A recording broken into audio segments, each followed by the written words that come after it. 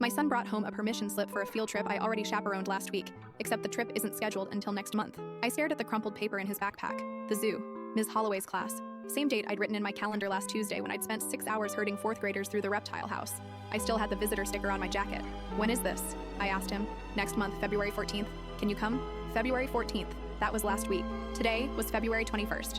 And you haven't gone yet? He gave me that look kids give when their parents say something stupid. Mom, it's in 3 weeks. Ms. Holloway just handed them out today. I pulled out my phone. There I was at the zoo entrance with Ms. Holloway's class. Timestamp, February 14th, 11th, 24 a.m. There was my son, standing next to his best friend Evan, both wearing their school shirts. I showed him the photo. His face went pale. That's not me. What do you mean? I don't have that shirt anymore. I lost it in December. He was right. We'd torn the house apart looking for it. I zoomed in. Same crooked smile, same scar above his eyebrow, same way he stood with his weight on one leg.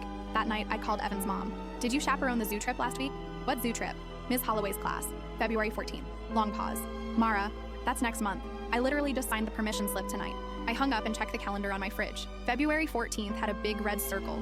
Zoo trip, 9 a.m. in my handwriting. But according to everyone else, it hadn't happened yet.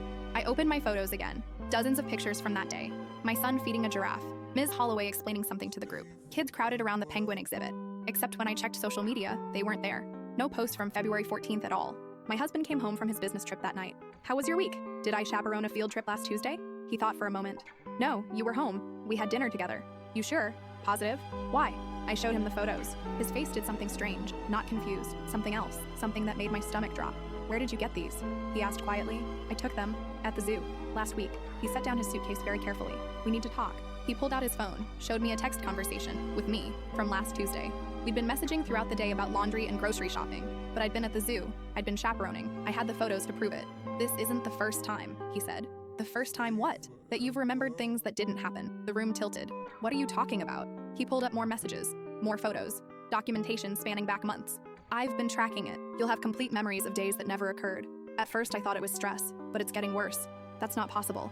3 weeks ago you told me about your dad's funeral. Cried for hours, but your dad's alive. I called him. I felt cold.